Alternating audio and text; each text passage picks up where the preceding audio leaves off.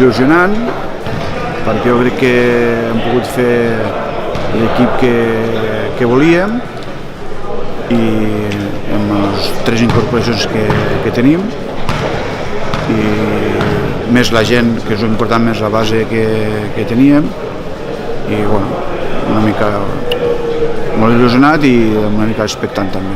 Tenim el fitxatge entre cometes de l'Oriol Besora, no? Que surt de la lesió i que ens donarà molta amenaça exterior. El Jordi Agostera es torna a incorporar a l'equip, també un jugador amb característiques molt creatives en atac, amb molt bon tir de llarga distància. Després està el Fernando Boada, que serà la tercera temporada que està aquí, un jugador que ens dona molt criteri en atac, molt bon defensor. Després dels exteriors també tenim el Marc Navarro, el tirador, la característica principal del tirador, cada vegada més consolidat dins a la categoria. Després tenim el Jordi Andreu, jugador molt bon defensa, en atac va creixent i continuem la seva millora. Després tenim el Jordi Barberà, que és una de les incorporacions que hem tingut, que és un aleal que jo crec que ens feia falta en aquesta posició. Jugador 2-2, pot jugar en un moment donat de 4, molt bona amenaça exterior de tir de 3, sobretot a peus parats.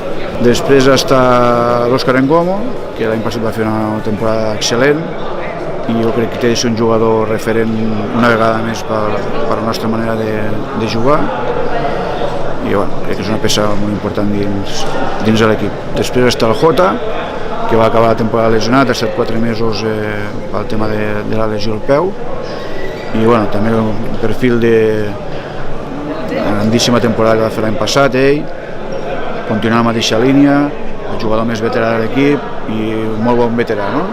Després tenim el Modestas, que estirà a cavall de l'AILB, jugador jove que ha estat a les categories inferiors de la Penya, un 4 obert, molt versàtil i que s'adapta molt al que una mica a la nostra idea, no? D'un equip jove, amb ganes de voler créixer, d'evolucionar i bueno, jo crec que també ens pot ajudar.